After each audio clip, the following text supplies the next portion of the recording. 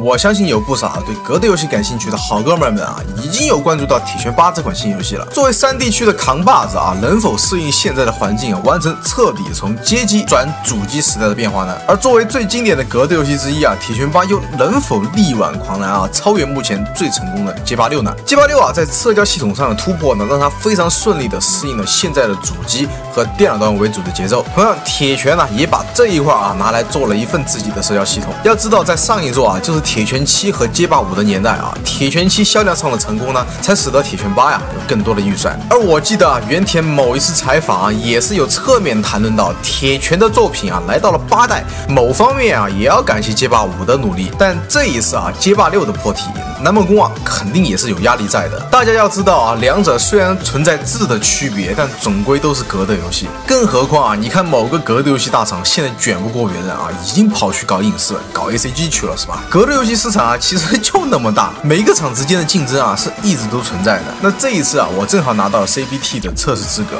经过20小时的游玩后我会围绕这一次 CBT 给出的各项游玩项目用新人的视角出发来聊一聊我对铁拳8的感受与看法。进入游戏捏脸没有什么好说的，只不过你不能像街霸6那样捏一个股神出来罢了，但还是有一定的操作空间。捏的小人该有的一些聊天打字、表情动作也都兼备。先别乍一看铁霸的大厅就像是从街霸里直接拿来的一份功能。大厅里面同样也有很多与众不同，甚至更有功能性的设计。进入大厅除了每个区域都有众多铁拳老玩家会会心一笑的彩蛋以外还有每个区域对应的功能，像在线练习场、对战大厅、人物自定义的服装商城和最深处的沙滩排球小游戏。不过目前只开放了对战大厅和服装商城。你在对战大厅除了等待对战以外，可以在中间找 NPC 查看目前内测中的积分排行榜。除此之外你还可以在大厅任意找人查看资料，里面会有一个与 Ghost 对战的功能，它能通过 AI 模拟玩家的打法帮助你去练习。不过我自己也是试了好几个人的 Ghost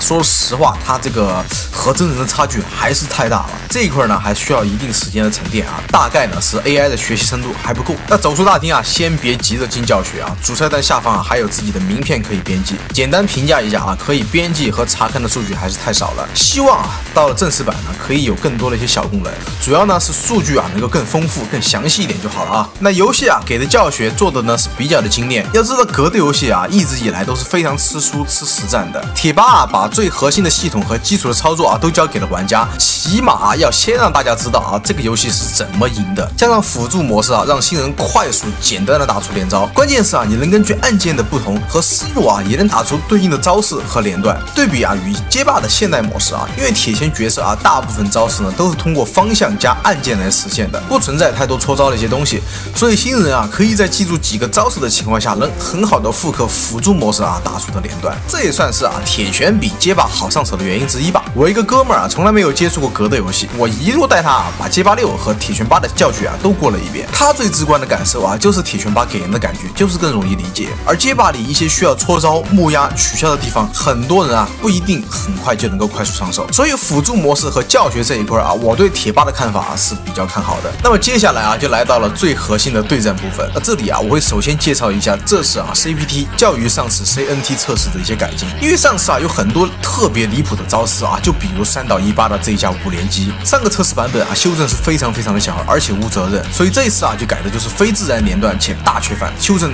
也恢复了正常。还有很多这样的变态招式也得到了大削弱，保证每个角色之间尽量的平衡。还有整个游戏hit 槽的相关连招hit 技只能用一次就没气儿了，其他消耗 hit 槽的招式会掉更多的气槽。用 hit 充实之后你的资源也算是用完了。这样的改动起码让这个游戏不再是各种暴气无限狂压猜拳，稍微回归了一下游戏的本质了。继续围绕着这个 hit 系统出发这一座为什么更加适合新人入坑我认为就是这个 hit smash 对玩家的帮助。普遍 hit 技释放完之后自身加身还能缓口气，同样你也能通过爆 hit 的霸体能够反转或者打断对手的进攻节奏避免进入被压制的死循环，并且每个角色对比期待的话都有很多大小幅度不一的简化无论是操作上还是游戏的判定上，都是为了减少复杂的操作啊，让新人啊能够快速上手。甚至啊，这代的3打巅峰啊，感觉都要比上一周更好出了。本来啊，我在铁拳7中的水平也很菜，不过得益于这些一系列简化的正反馈，我只需要花点时间熟悉一些招式和帧数啊，就能和我差不多同等水平的玩家打得有来有回。虽然啊还是输多赢少，但是给我的体验是非常不错的，并且啊偶尔也能利用系统的恩赐啊凹赢一些老玩家啊，那种我又行了的成就感也还是我第一次啊在铁拳这个游戏中体验到。但因为搞得和街霸一样的排位强2字啊，有时候对手把我凹赢啊，不服气也没有办法继续续战，还是非常难受的。铁拳这个游戏呢节奏很快啊，强2啊我觉得还是有点太少了。所以针对这次铁拳8的 CBT 的测试体验下来啊，我的评价是很好玩吗？让我们回到这个游戏的核心 Hit 系统。实际上，正因为 Hit Smash 的发生时间和判定，起码在我认为的新手局中啊，在我不清楚帧数的情况下啊，如果对手先一步用 Hit 技啊进攻你，虽然表面上是加帧，但对手啊为了持续的进攻和保持距离，大概率啊会选择近身持续压制。但光是近身的时间啊，已经把有离帧给用完了。等到他出招啊，这时候啊，我可以直接凹 Hit 技反打对手一炮，加上爆气和大招啊，感官上在任何情况下啊都有凹你的法子。反凹是格斗游戏中的必经之路，而铁拳又是一个极其吃书的游戏啊，就像我玩铁拳最讨厌遇见的角色之一，那可能就是花郎了。招多又复杂，你看他的出招表就会发现多的离谱，够的动作啊也不容易分辨，在不了解的情况下就被对手一通机械性的乱按就结束了战斗，感觉就是不带脑子的那一种啊，在新手局里面尤为的常见。在铁拳里啊，知识量不够，你的胜算就会很低。我并不是说这个不好啊，相反这个游戏很有深度，我很喜欢，但起码考虑国内的情况啊，不像老外啊大把的时间，上班996，回家催相亲，同学有车有房，前任又找了一个更好的，一套组合拳下来，我还要日复一日花大量的时间去适应学习，而知识量和对手不成正比的情况下，游戏带给你的反馈啊就非常的差，更何况铁拳极其的吃书。直到现在我还处在慢慢适应的阶段，起码我还在坚持，但我不看好啊会有多少人能够坚持下来成为一位铁拳玩家。那如果我不看好铁拳在未来国内的发展属于瞎鸡乱说凭空捏造的话，那还有一个最致命的一点，如果南梦宫不及时解决这个问题的话，那我觉得很有可能啊这会成为下一个街霸5。没错，就是网络。大多时候啊我排到的都是棒子或者霓虹警，但就算我排到了国人，有时候在100以内的延迟啊都能给你卡到无法正常游玩游戏。这几天整个体验下来就是很少有流畅舒服的对局，要么闪现，要么就直接没法玩。关键不能接受的是100以内的延迟啊居然能卡成这个样子。要知道街霸6在那几次测试的时候同样是回滚代码，网络体验是极其的好。虽然现在正式版网络啊也有拉胯不少，但起码跟铁拳8的网络比起来还是好上几百倍啊。如果铁拳8不优化服务器网络，这样的游戏体验啊将会是灾难性的。而且游戏的优化还有一些问题，之后大家一定记得要开 DLSS。 我自己3070 Ti 的配置开直播啊也只能窗口 1080p 中低画质，开了 DLSS 也不敢往上拉。当然我去了朋友家试了一下 4K 4090开直播加录屏，没开 DLSS 的时候也是爽的鸭皮。在监控的时候场景的开场呢也会出现资源占用有问题的情况，反映在我的电脑上的话就直接是卡的音画不同步。La mezcla de Azucena es genial.